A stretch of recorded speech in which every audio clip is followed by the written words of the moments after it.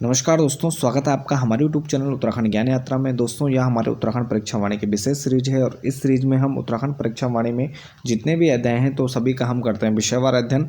इसी क्रम में आज हम चर्चा करने वाले हैं उत्तराखंड परीक्षा वाणी अध्याय 1 उत्तराखंड एक संक्षिप्त अवलोकन। और इसमें आज की हमारी यह तीसरी वीडियो है अध्याय 1 की। इससे पहले हमने दो हमारे यह वीडियो बन चुके हैं, इसमें चर्चा कर चुके हैं। राज्य का प्रथम बाल मित्र थाना और दूसरा जो कि नैनीताल में है, पहला डालान वाला देहरादून में खुला था। तो इसके बाद आज हम चर्चा करेंगे यहाँ से सर्वाधिक व सबसे कम वन आबाद ग्राम वाले ज़िले। तो सर्वाधिक जो यहाँ पर आबाद व कम वन आबाद ग्राम वाले ज़िले हैं तो यहाँ पर सर्वाधिक है नैनीताल में। तो सबसे अधिक जो यहाँ पर वन आबाद, इसमें वन लगा हुआ है, ये आपको ध्यान में रखना है। तो वन आबाद ग्राम वाले ज़िले सर्वाधिक हैं नैनीताल में, तो ये हैं 45। और रुद्रप्रयाग की बात करें तो इसमें सबसे कम है 1। तो यहाँ पर ये 45 हैं और सबसे कम यहाँ पर रुद्रप्रयाग में है। इसके बाद सर्वाधिक व सबसे कम ग्राम पंचायतों वाला ज़िला, तो सर्वाधिक ग्राम पंचायतों वाला ज़िला है पौड़ी और सबसे कम है चंपावत। तो ये ध्यान रखना, अगर वन की बात करेगा, वन आबाद ग्रामों की बात करेगा तो सबसे अधिक नैनीताल और सबसे कम रुद्रप्रयाग। लेकिन अगर सर्वाधिक सिर्फ ग्राम पंचायतों की बात होगी या सबसे कम ग्राम पंचायतों की बात होगी तो सर्वाधिक पौड़ी और सबसे कम हो जाएगा चंपावत में 1212, पौड़ी गढ़वाल और चंपावत में 313 हैं। तो ये भी आपको ध्यान रखना है। इसके बाद यहाँ पर कुल न्याय पंचायतों की बात करें तो हमारे कुल न्याय पंचायतें हैं 670। तो यहाँ पर कुल न्याय पंचायतें 670 हैं।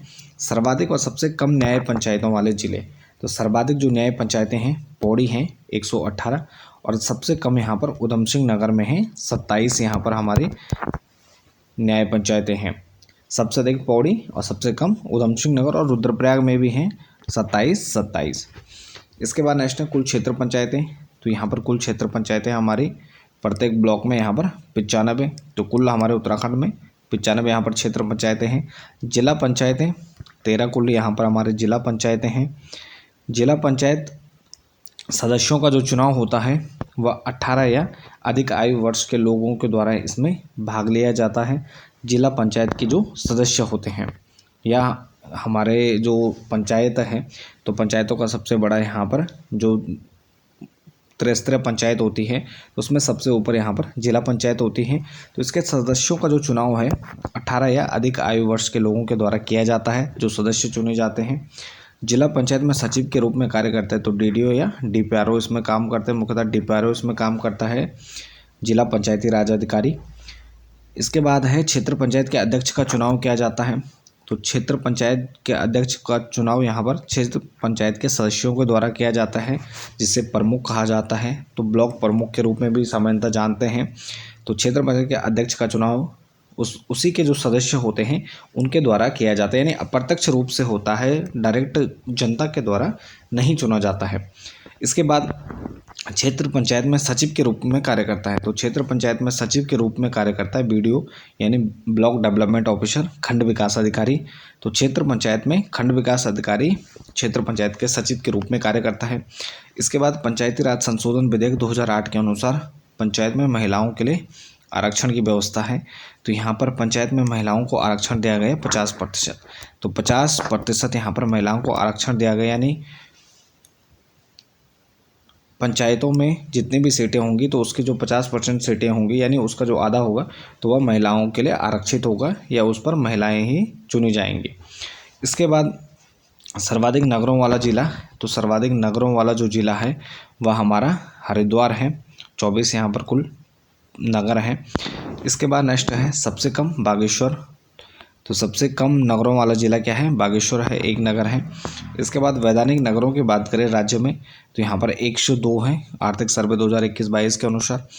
इसके बाद कुल नगर निगमों की बात करें तो यहाँ पर हमारे जो कुल नगर निगम हैं, तो नगर निगमों की संख्या हमारी 11 है। और हाल ही में कुछ समय पहले अभी अल्मोड़ा और पिथौरागढ़ को यहाँ पर नगर निगम घोषित किया गया है। इसके बाद है राज्य की सबसे पहली नगर पालिका परिषद हमारी मसूरी है। तो सबसे पहली जो हमारी नगर पालिका परिषद थी तो यह मसूरी थी। इसके अलावा नगर प्रमुख, मेयर और सभासदों का जो चुनाव होता है प्रत्यक्ष रूप से होता है। नगर प्रमुख या जिसे महापौर या मेयर भी कहते हैं, तो ये प्रत्यक्ष रूप से चुने जाते हैं सभासद, और अप्रत्यक्ष रूप से जो उप प्रमुख होते हैं वो अप्रत्यक्ष रूप से चुना जाता है। यहाँ पर कैंटोनमेंट बोर्ड की बात करें 9 है, नोटिफाइड एरिया यहाँ पर 1 है। इसके बाद राज्य में वनों के प्रबंध एवं नियंत्रण हेतु वन पंचायतों के गठन की शुरुआत होती है 1931 में, यानी वन पंचायतों की जो शुरुआत होती है, वन पंचायतों का जो गठन है राज्य में, वह ब्रिटिश काल से ही हमें देखने को मिलता है। 1931 से यह प्रारंभ होता है। इसके अलावा राज्य सेवा में SC, ST, OBC यानी अनुसूचित जाति, जनजाति और अन्य पिछड़ा वर्ग के लिए आरक्षण की व्यवस्था है सरकारी नौकरियों में, तो जिसमें 19% SC, 4% ST और 14% यहाँ पर OBC के लिए सीटें आरक्षित की जाती हैं। भूतपूर्व सैनिकों को 5%, खिलाड़ियों को, राज्य स्तरीय खिलाड़ियों को 4%, विकलांगों के लिए या दिव्यांगों के लिए 3% है, और महिलाओं के लिए 30% यहाँ पर क्षैतिज आरक्षण की व्यवस्था की गई है। इसके बाद यहाँ पर राज्य सूचना आयोग की बात करें हम, तो राज्य सूचना आयोग का गठन 3 अक्टूबर 2005 को किया गया। राज्य सूचना आयोग 3 अक्टूबर 2005। राज्य मानवाधिकार आयोग गठन की बात करें तो जुलाई 2011 में गठित किया जाता है। बाल संरक्षण आयोग का गठन 10 मई 2011 को यहाँ पर बाल संरक्षण आयोग का गठन किया गया। इसके बाद अल्पसंख्यक आयोग की बात करें तो 10 मई 2003 को यहाँ पर अल्पसंख्यक आयोग का गठन किया जाता है। राज्य विधानसभा द्वारा सेवा का अधिकार कानून बनाए गए 2011 में, तो राज्य द्वारा यहाँ पर विधानसभा में सेवा का अधिकार कानून पारित किया गया 2011 में। सेवा का अधिकार आयोग मार्च 2013 में, तो यहाँ पर जो सेवा का अधिकार यानी जो कानून बना वह बना 2011 में। कानून के तहत यहाँ पर आयोग की स्थापना की गई मार्च 2013 में, तो 13 मार्च 2013 को यहाँ पर सेवा के अधिकार का यहाँ पर आयोग बनाया जाता है।